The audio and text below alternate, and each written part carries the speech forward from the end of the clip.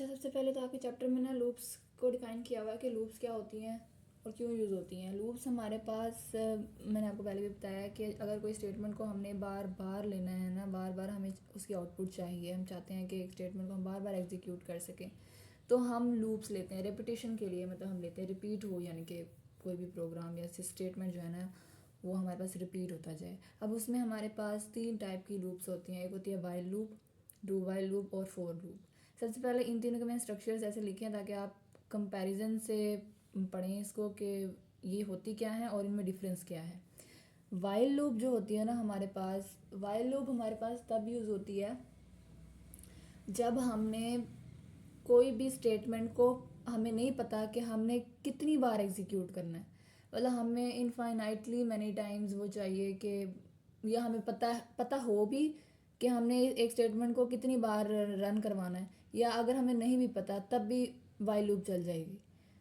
और उसके बाद जो डू वाइल लूप होती है, डू वाइल लूप भी इसी तरह की होती है, बस इनके ना स्ट्रक्चर में कुछ डिफरेंस होता है, वो फिर मैं आपको बताती हूँ। और फोर लूप जो होता है वो हमारे पास जो होता है वो इनफाइनाइट टाइम्स के लिए नहीं होती, वो हमें जो होती है ना लिमिटेड टाइम के लिए हमें, यानी कि हमें पता होना चाहिए कि हमने लूप को कितनी बार रन कराना है, कि प्रोग्राम है उसको कितनी बार चलाना है बस।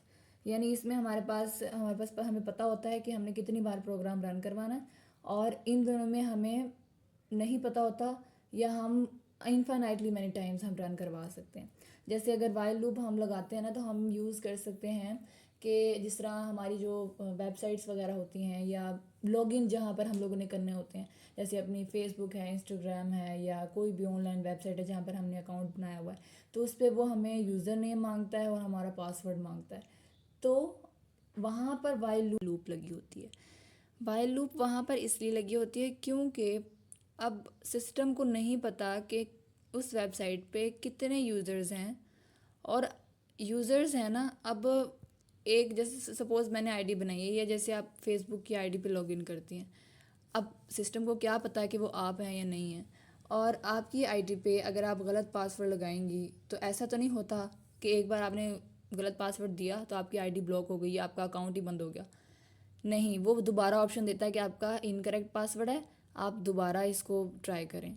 तो वाइल लूप वहाँ पे लगती है कि वो दोबारा आपको ऑप्शन देता है। अगर आपकी कंडीशन ट्रू होती है तो वो आपका लॉगिन कर देता है, लेकिन अगर आपकी कंडीशन ट्रू नहीं होती, यानी जो आपने पासवर्ड सेव कराया हुआ है अपने अकाउंट का, वो अगर गलत कोई इनपुट करता है उसमें, तो वो अकाउंट ओपन नहीं करता, वो दोबारा ऑप्शन दे देता है। यानी वो कंडीशन फॉल्स हो जाती है तो सिस्टम से बाहर आ जाता है, वो आपका जो है ना आईडी लॉगिन नहीं करके देता, यानी प्रोग्राम रन नहीं होता उसका। वाइल लूप में ये होता है। डू वाइल लूप जो होती है उसमें जस्ट स्टेटमेंट और कंडीशन का थोड़ा सा होता डिफरेंस होता है। जैसे यहाँ पर वाइल लूप में क्या होता है हमारे पास कि कंडीशन अगर ट्रू होगी हमारे पास तो ये प्रोग्राम रन हो जाएगा, अदरवाइज़ वो प्रोग्राम रन नहीं होगा। यानी वाइल लूप में सबसे पहले प्रोग्राम रन कराने के लिए वो पहले कंडीशन चेक करता है कि कंडीशन ट्रू है तो ये एग्जीक्यूट हो जाएगा, अदरवाइज़ नहीं होगा। डू वाइल लूप में क्या होगा कि अगर हम ये चाहते हैं कि हमारा प्रोग्राम कम से कम एक बार रन ज़रूर हो, चाहे कंडीशन ट्रू है या नहीं, तो हम डू वाइल लूप यूज़ करते हैं। अब डू वाइल में क्या डिफरेंस है, ये डिफरेंस है कि यहाँ पर प्रोग्राम एक बार रन ज़रूर होगा, कंडीशन बाद में चेक होगी। वाइल लूप में क्या होता है, ये देखें कंडीशन पहले लिखी हुई ना स्टेटमेंट से, तो प्रोग्राम की पहले वो रन कराने से पहले कंडीशन चेक करेगा, उसके बाद वो अगर ट्रू होगी तो स्टेटमेंट एग्जीक्यूट हमारे पास हो जाएगी, अगर नहीं होगी तो वो नहीं होगी। डू वाइल लूप में क्या होगा, पहले डू है स्टेटमेंट, पहले वो रन करवा देगा, उसके बाद वो कंडीशन चेक करेगा, यानी प्रोग्राम आपका रन हो जाएगा, कंडीशन बाद में चेक करेगा। अगर एक बार तो वो एग्जीक्यूट करवा देगा प्रोग्राम को, दूसरी बार अगर आपके पास जो है ना एक कंडीशन जब नहीं होगी वो आपके पास दूसरी बार रन नहीं करवाएगा, लेकिन एक दफ़ा कम से कम एक दफ़ा ये फंक्शन रन हो जाएगा, यानी ये प्रोग्राम एग्जीक्यूट आपका हो जाएगा। उसके बाद फॉर लूप है। फॉर लूप मैंने आपको पहले भी बताया हम कब यूज़ करते हैं, जब हमें पता हो कि हमने कितनी बार एक प्रोग्राम को एग्जीक्यूट करवाना है। देखें वाइल लूप में या सारी लूप्स में हमारे पास क्या है कि ये जो स्ट्रक्चर है ना ये सेम है। Hashtag include I stream, void main, void और ये ब्रैकेट, ये तीनों में सेम है यहाँ तक। उसके बाद आगे स्ट्रक्चर डिफरेंट है। इसमें क्या होता है, कंडीशन अलग से होती है, स्टेटमेंट अलग से होती है, ठीक है। फिर इसमें पहले डू लगती है, मतलब स्टेटमेंट को रन करवाता है और कंडीशन बाद में चेक करता है। अब फॉर लूप में अगर हम आए बात करें फॉर लूप की, ये जो कंप्यूटर के एक्सपर्ट्स होते हैं या प्रोग्रामिंग के एक्सपर्ट्स होते हैं वो ज़्यादा प्रेफर करते हैं फॉर लूप को, क्योंकि इसमें सारी कंडीशंस आप एक बार ही लिख सकते हैं। यहाँ पर आपको अलग अलग देनी पड़ती है, कंडीशन दें फिर स्टेटमेंट दें, यहाँ पर भी कंडीशन दें स्टेटमेंट दें, और भी इससे ऊपर भी कंडीशंस आपको लिखनी पड़ती हैं। इंक्रीमेंट डिक्रीमेंट देना आपने वो अलग देंगे, लेकिन फॉर लूप में ऐसा नहीं होता। फॉर लूप में हमारे पास क्या होता है कि आप तीनों कंडीशंस को एक ही बार लिख सकते हैं और प्रोग्राम को रन करवा सकते हैं, ठीक है।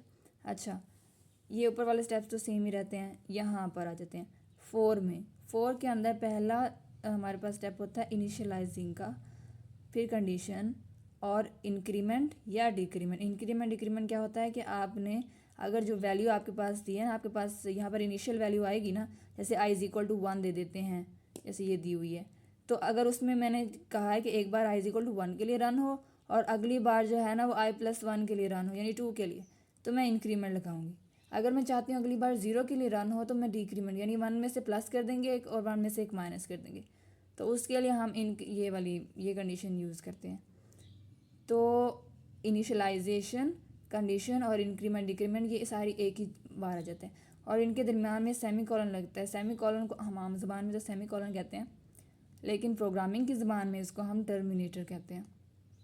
ये हमारे पास लगाने ना बहुत ज़्यादा इंपॉर्टेंट होते हैं, इसके बगैर हमारा प्रोग्राम रन नहीं होता। अच्छा, फॉर के बाद हमने लिखनी है अपनी स्टेटमेंट जो भी हमने एग्जीक्यूट करवानी है, और उसके बाद जो है वो यहाँ पर एक और ब्रैकेट आ गई, तो ये हमारे पास प्रोग्राम रन हो जाता है, ठीक है। अब इसमें इसकी एक और प्रॉपर्टी भी है।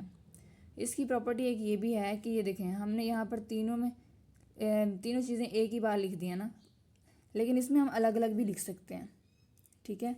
इनमें ये केस नहीं है कि हम इकट्ठा नहीं लिख सकते, इनमें अलग अलग ही होती हैं, लेकिन इसमें ये इकट्ठा भी लिख सकते हैं और अलग अलग भी लिख सकते हैं। अब अलग अलग लिखने के लिए हमारे पास क्या कंडीशंस हैं, इसमें अलग अलग हम ऐसे लिख सकते हैं, ये ऊपर वाले 3 स्टेप्स तो सेम ही रहेंगे ना यहाँ तक, ठीक है।